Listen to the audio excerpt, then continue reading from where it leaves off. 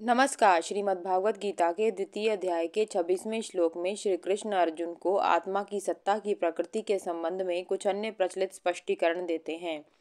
वे कहते हैं कि हे अर्जुन, यदि तुम्हारी सोच यह है कि आत्मा निरंतर जन्म मरण की प्रक्रिया करती है तो ऐसी स्थिति में तुम्हें बिल्कुल भी शोक नहीं मनाना चाहिए।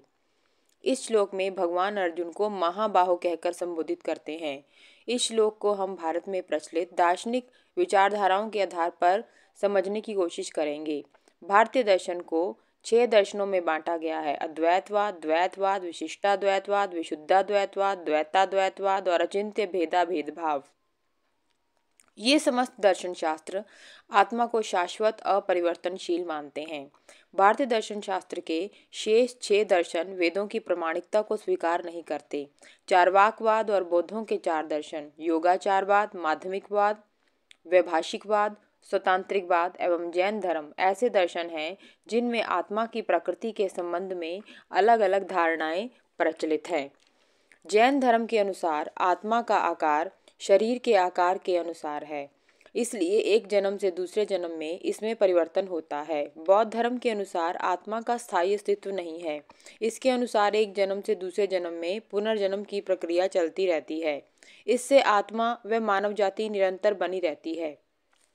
यहाँ श्री कृष्ण यह कह रहे हैं कि यदि अर्जुन पुनर्जन्म की धारणा को स्वीकार करते हैं तो उनको शोक मनाने को कोई कारण नहीं शेष बचता। 27वें श्लोक में भगवान कृष्ण कहते हैं कि जो मनुष्य जन्म लेता है उसकी मृत्यु निश्चित रूप से होती है। मृत्यु के बाद पुनर्जन्म भी अवश्य होता है। अतः हे अर्जुन, तुम्हें इन अनिवार्य परिस्थितियों के लिए शोक नहीं करना चाहिए। अंग्रेजी भाषा में एक वाक्य प्रचलित है, एज श्योर एज डेथ। जीवन में सबसे सुनिश्चित तथ्य यही है कि एक दिन मृत्यु अवश्य आएगी।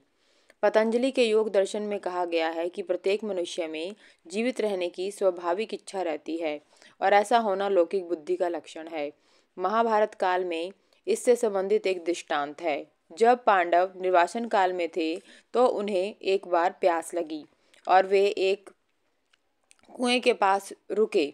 युधिष्ठिर ने भीम को कहा कि वह कुएं से जल ले आए। जब भीम कुएं के पास गए तब कुएं से प्रेत आत्मा अर्थात यक्ष की आवाज आई, मैं तुम्हें जल तभी लेने दूंगा जब तुम मेरे प्रश्नों के उत्तर दोगे।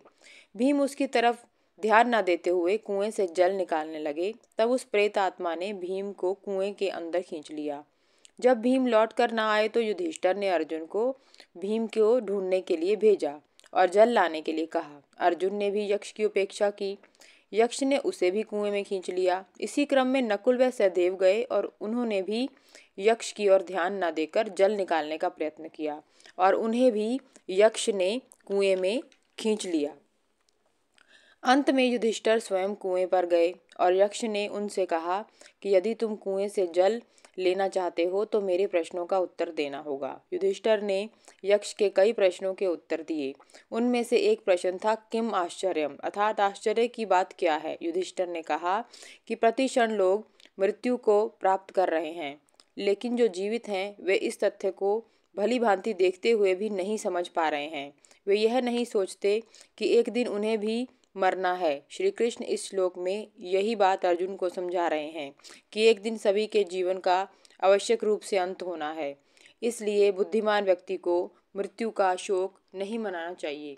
ओम नमो भगवते वासुदेवाय नमः। धन्यवाद।